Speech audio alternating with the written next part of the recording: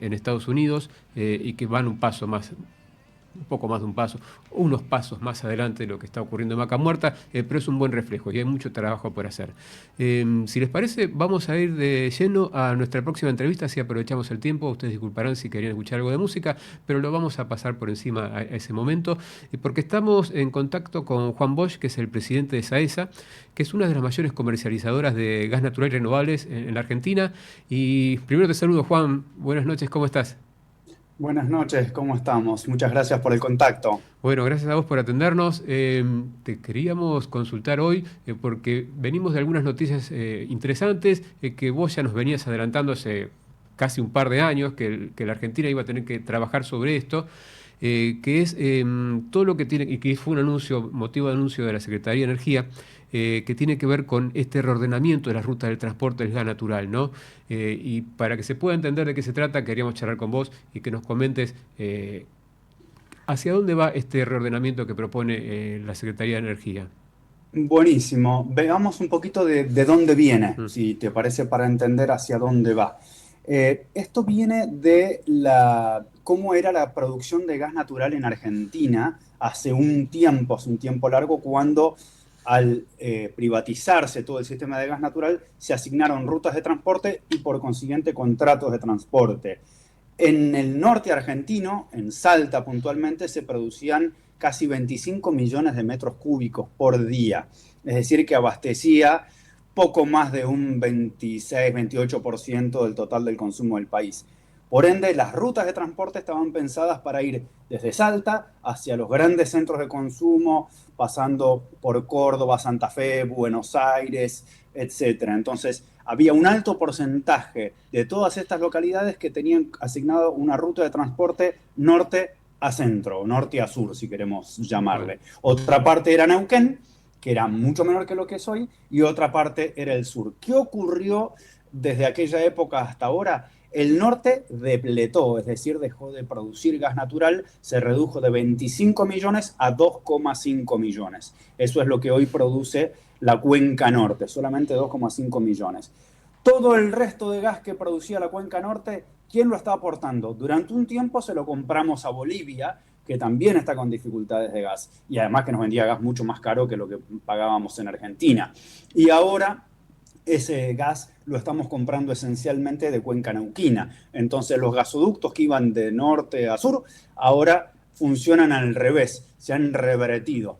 Entonces van de Neuquén, viene hacia el centro del país el gas y sube por esos mismos ductos hacia el norte. Por eso se hablaba de la reversión del gasoducto norte y de todos estos cambios. En el sur también hay capacidad de transporte disponible, porque la cuenca, si bien han hecho algunas inversiones, no alcanza a cubrir lo que se va depletando, lo que va perdiendo de producción. Entonces, hay más transporte que gas en el sur. Neuquén también ha suplido en parte al sur. Perdón. hubo un cambio, cambió el mapa energético entonces. La Argentina tiene sus fuentes energéticas en distintos puntos de lo que era 2 décadas, 3 décadas atrás. Eh, Y por lo que entiendo, el tema tarifario, el tema de la distribución, no fue acompañando esa nueva realidad. Correcto, durante mucho tiempo este cambio se vino dando a lo largo de los años, pero ya era muy notorio hace bastante tiempo. Hablamos el año pasado y creo que el año anterior también de una situación un poco peculiar que se daba, que un usuario cordobés o santafesino tenía en su mix de cuenca, en el gas que él debía comprar, un porcentaje muy alto de gas del norte. Y entonces tenía que comprar ese gas en el norte, pero el gas le venía de Neuquén. O sea, pagaba un gas que era más caro, porque era una cuenca escasa, y en realidad el gas no venía del norte, venía de Neuquén, pero las rutas de transporte estaban desactualizadas. La Secretaría de Energía estuvo trabajando en esto junto con el Energas, y ahora dictaron una nueva regulación que asigna nuevas rutas de transporte, que trata de reflejar la realidad. ¿De dónde viene el gas?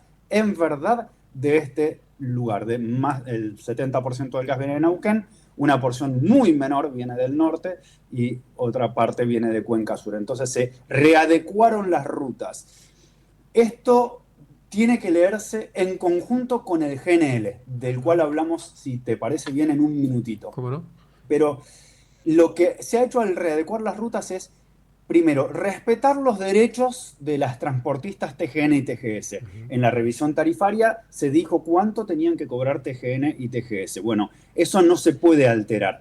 Solo que ahora los que lo tienen que pagar son un poco distintos. No va a pagar el usuario cordobés o santafesino Salta Córdoba, Salta Santa Fe, sino que va a pagar Neuquén Santa Fe o Neuquén Córdoba, que es de donde viene en verdad el gas. Entonces, el Enargas está reequilibrando todas estas cuentas para, respetando los derechos de propiedad, establecer las nuevas tarifas.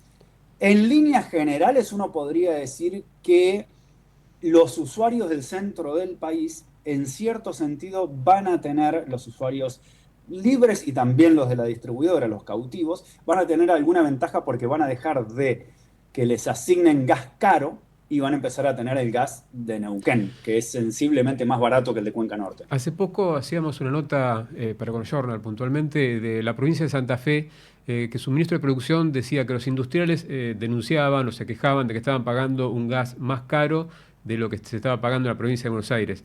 Y le reclamaba al Enargas que ponga un poco de orden, que aclare por qué se da esta situación. Creo que la respuesta vino con esta situación, ¿no? Con este reordenamiento. Exactamente. Este ordenamiento quiere atender a esa situación, que era una norma que había caído en una grave desactualización y, en cierto modo, un desequilibrio, ¿no? Y Juan, ¿qué pasa con los contratos? Porque cada distribuidora tiene un contrato con una industria, tiene un contrato con su proveedor. ¿Qué pasa con todos esos contratos que se han firmado, algunos de ellos de largo plazo? Bueno, hay una gran mezcla con los contratos porque durante unos 20 años hemos estado toqueteando todo este sistema y no respetando demasiado lo que estaba firmado. Entonces, ahora nos encontramos en una situación donde hay que readecuar todo esto. Hay que entender algo. En gas natural, la demanda prioritaria, ininterrumpible, es la demanda hogareña. Son los hogares y a veces entran en la misma categoría pequeños comercios que es muy difícil distinguirlos de los hogares. Entonces, ellos tienen la prioridad absoluta. En cualquier escenario de merma de la disponibilidad de gas, al que no se le puede cortar es al domiciliario. Todos los demás son otra categoría de usuario, que no es ininterrumpible. Son usuarios que pueden tener un derecho firme, es decir, que tienen prioridad un poco menor que el hogareño, pero es la más firme de todas las demás. Firme con ventana, es decir, que durante un periodo del año no tengan esa firmeza, o directamente interrumpible. Por supuesto que cada una de estas categorías paga un costo relacionado con la calidad de la situación que tiene. El usuario que elige un transporte interrumpible paga un transporte de mucho menor valor que el que paga transporte firme. Entonces, ante una situación, en este momento, un usuario nuevo o un usuario que había elegido quedarse en situación interrumpible, creyendo que no iba a ser interrumpido nunca, porque los contratos no se aplicaban. Ahora hablamos un minuto de GNL con esto. Y hoy quiera comprar transporte, un abastecimiento firme, hoy no lo va a encontrar. Hoy lo que va a encontrar es un firme con ventana, porque estamos en un sistema desfinanciado y desinvertido por muchos años, por varios lustros. Entonces, cuando terminen de hacer la ampliación del gasoducto Perito Moreno, vamos a estar llegando a la capacidad de transporte que teníamos a finales de 1990. O sea, venimos corriendo de atrás en toda esta situación. Entonces, no hay transporte firme para todos los usuarios en todas las situaciones posibles. Digamos, cuando sube mucho el consumo residencial por el frío, obviamente el transporte se ve más tensionado y hay que empezar a quitarle prioridad a los que menos derecho tengan a ese suministro. Primero el interrumpible, después el firme con ventana y después el firme. Por eso, todos los usuarios comerciales industriales en este momento que están renovando sus contratos tienen que estar muy atentos y negociar muy bien su suministro y sus contratos de provisión, de transporte y de gas para asegurarse el mejor estatus posible para el próximo invierno. Y si querés, nos mudamos un momento al GNL. Porque has mencionado el invierno, has mencionado la necesidad de importación y estamos ante un cambio de paradigma, un cambio de modelo inminente, ¿no? Comentanos si te parece primero, ¿qué está proponiendo el Estado? ¿De qué se trata esta licitación en marcha que corre a Enarsa de ese rol que tenía de importador, que se daba vuelta y le vendía a las distribuidoras? y cómo se va a hacer cargo una empresa privada de esta situación, ¿no? Buenísimo. Me permito ir un pasito para atrás. El GNL que se importa desde hace muchos años en Argentina, siempre lo paga alguien. Ujú. Lo que podemos discutir es quién se ocupa de importarlo y revenderlo y quién lo compra y quién lo paga. Y me quedo en este pasito atrás para remarcar, el marco regulatorio del gas dice que el prioritario es el residencial, el ininterrumpible. O sea que si faltara gas, no es que hay que interrumpir al residencial y decirle, mire, para usted no tengo, así que usted lo que va a hacer es pagar el GNL. No es ese el espíritu del marco Ujú. regulatorio. Sin embargo, durante muchos años, desde que empezó a importar el GNL hasta ahora, lo que sucedió en la práctica es que el costo de GNL se socializó. O sea, lo pagó el Estado con sus rentas generales, con los impuestos, y eso quiere decir que lo pagaron todos los usuarios de gas, también los residenciales, y un poco más grave y más triste, lo pagaron todos los no usuarios de gas. Los chaqueños que no tienen gas, los correntinos y misioneros que no tienen gas, y ni hablar de la infinidad de pueblos de Buenos Aires, de Córdoba, de la Patagonia, de todo el país que no tienen red de gas, también pagaron el GNL. Cual. ¿Se entiende? Tal cual. Ahora Hay un vamos, tercio del país que no tiene acceso a las redes de gas. y hay un 38% de los habitantes de Argentina que no tienen acceso a gas, Tal cual. todavía hoy en un país gasífero. Tal cual. Eso hay que Es una revertirlo. gran paradoja que tiene cuando la gente dice vamos a exportar GNL al mundo, pero no podemos terminar de abastecernos localmente, ¿no? Eso es un tema de discusión largo y de equilibrio y de equidad en Argentina. Eh, Totalmente, y podemos discutir si exportar GNL dificulta el acceso al gas a los argentinos o lo potencia y facilita. ajá. Es un desafío divertido para discutir y no tengo una posición tomada. Es Está bueno bueno, para está pensarlo. bueno. Y damos Pero un vuelvo a paso tu adelante, pregunta. claro, damos un paso Me decías, ¿qué adelante. quiere hacer el gobierno? El gobierno dice, todo lo que pueda hacer un privado, que lo haga un privado. Esto no es novedad, lo vienen pregonando desde el día uno. Importar GNL y venderlo, ¿es algo que necesariamente tenga que hacer el Estado o lo puede hacer un privado? Y la Secretaría de Energía dice, lo puede hacer un privado. Entonces voy a elegir quién lo va a hacer.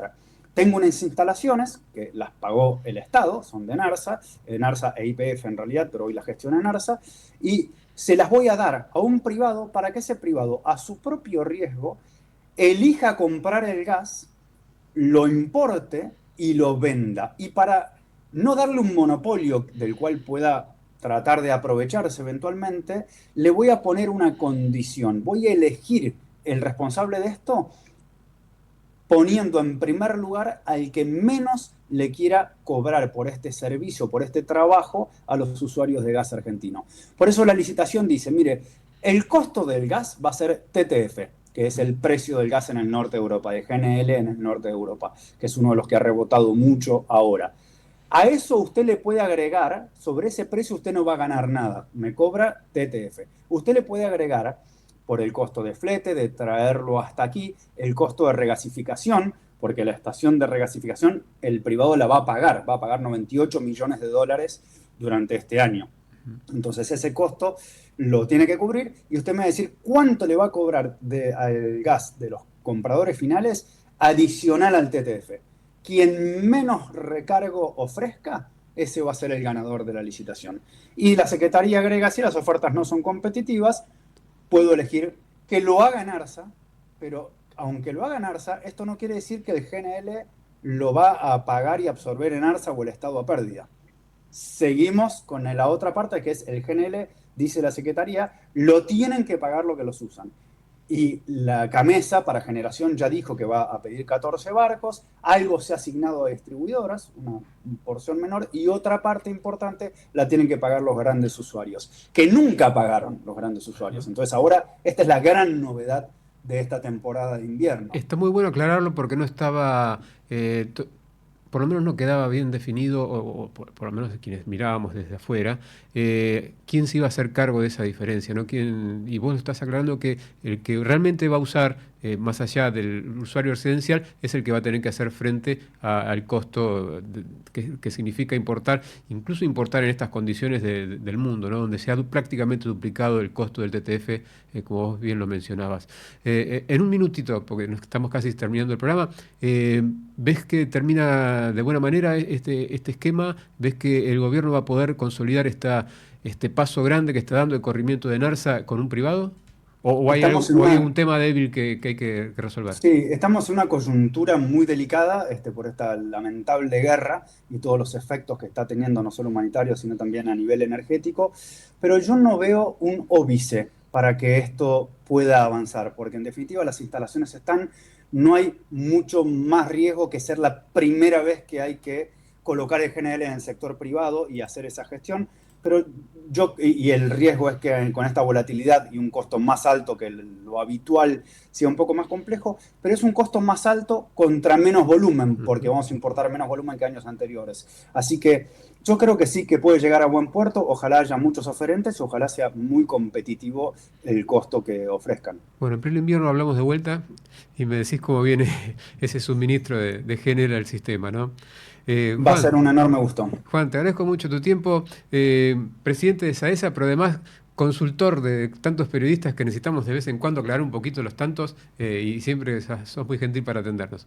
Me queda grande ese saco, pero bueno, lo que puedo hacer lo hago con muchísimo Bueno, gusto y ojalá que le sirva para que la gente entienda un poco más tal este cual, tema es complejo de la importante energía. eso. Muchas gracias y seguimos en otro momento, ¿eh? Gracias, Juan. A ustedes siempre. Hasta luego.